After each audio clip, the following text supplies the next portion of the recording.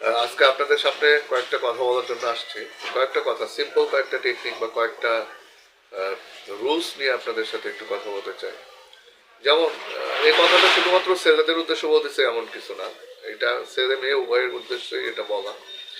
But আমি চাকরি জীবনে বা আমি চলার পথে এই কথাগুলোর সাথে অনেকে ফেস হই বা অনেক সময় ফেস হতে দেখি আমি অনেকজনকে।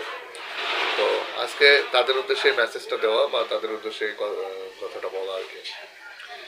দেখেন, আপনি যদি ঘরের কাজ করেন বা ঘর গোছানোর কাজও হতে পারে, সেই কাজটা এমনভাবে করবেন যে আপনার মতো দ্বিতীয় কেউ যাতে ওই ওই কাজটা অত সুন্দরভাবে আর কেউ করতে না পারে। তাহলে ওই জায়গাতে আপনার একটা ডিমান্ড তৈরি হবে। আপনি জানেন যেটা আপনি পারেন অন্যজন সেটা পারে না, কিন্তু ওই ওই জায়গাতে কিন্তু আপনার সবচাইতে বেশি চাহিদাটা থাকে। জীবন, আপনার জীবন আপনি এমনভাবে তৈরি করেন, এমনভাবে আপনার জীবনকে আপনি গড়েন যে এটা একটা ইতিহাস হয়। ইতিহাস গড়া আর ইতিহাস পড়া এই দুইটা সম্পূর্ণ দুই জিনিস। জীবন যুদ্ধে যদি আপনি ডিপ্রেশনের বাইরে এসে বা রিক্সের বাইরে এসে যদি আপনি জীবন যাপন করতে চান, তাহলে আপনি জীবনে কখনো সাকসেস হতে পারবেন না বা জীবনে কখনোই আপনি উন্নত সিঁড়ি বা ধাপের দিকে আপনি যাবেন না। ডিপ্রেশনের বাইরে আপনি কখনোই বড় হতে পারবেন না। আপনি বড় হতে গেলে আপনার লাইফে ডিপ্রেশন থাকবে। 10 জনের মতো, 10 জন যেভাবে যে কাজটা করে সেই কাজটা কখনোই আপনি করতে যাবেন না। আপনি কখনো কাউকে অনুসরণ করবেন না, অনুকরণ করবেন।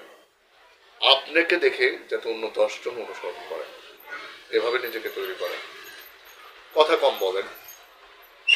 যদি কোনো কিছু কাউকে বোঝানোর চেষ্টা করতে হয় বা বুঝাইতে হয়, তাহলে অবশ্যই লিখে বুঝাবেন।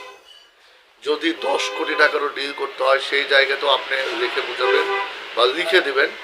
সেটা 1 পৃষ্ঠায়, 1 পৃষ্ঠায় এমনভাবে লিখবেন যেটা বন্দুকের বুলেটের মতো হয়। তাহলে কি হবে, এখন বর্তমান সিচুয়েশনে এই 2 পৃষ্ঠা পড়ার মতো তার সময় নেই। যেটা করবেন 1 পৃষ্ঠায় করেন। প্রতিদিন পড়াশোনা করতে হবে।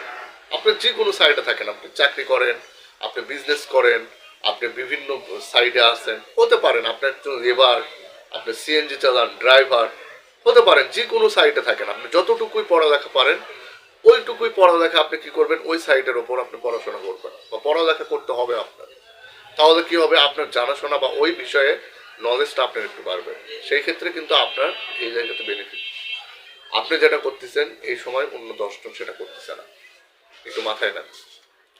চাকরি করা মানে যে দাসত্ব করা, এই যে আমাকে অনেকেই, আমি আমার সামনে বা আমার এই কলিগ জীবনে বা আমার চাকরি জীবনে অনেক কলিগ আমি শুনতে দেখেছি যে চাকরি করা মানে হচ্ছে দাসত্ব করা। আসলে চাকরি করা মানে দাসত্ব করা না। চাকরি করা মানে হচ্ছে একটা কোম্পানি বা একটা প্রতিষ্ঠানের সাথে আপনার একটা ডিল হয়ে থাকে।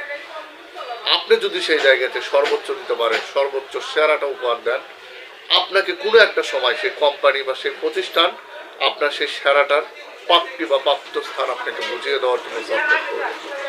এবং আপনার সেই হাসিটা হবে 10 জনের চাইতে একটু আলাদা। আমি মনে হয় এই মেসেজের দ্বারা আপনাদের বুঝাইতে পেরেছি চাকরি করা মানেই দাসত্ব করা না। বিনয় মানুষকে ছোট করে না, অহংকার মানুষকে ছোট করে। তাই যখন রাস্তা দিয়ে হাঁটবেন বা হাঁটাচলা করবেন, অবশ্যই মাটির দিকে তাকিয়ে হাঁটুন।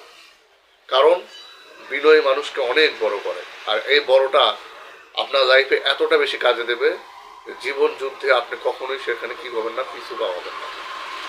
তো আজকের এই কথাগুলা আমি জানি না আপনাদের কেমন লাগবে, তবে এই কয়েকটা কথা ডায়েরিতে, প্যাডে, নোটবুকে রেখে যদি আপনি প্রতিদিন এটার উপর আয়ত্ত করতে পারেন বা আমল করতে পারেন, আমি মনে করি আপনার ফিউচার বা ভবিষ্যতে অনেক বেশি কাজে দেবে আপনাকে। ভালো থাকবেন।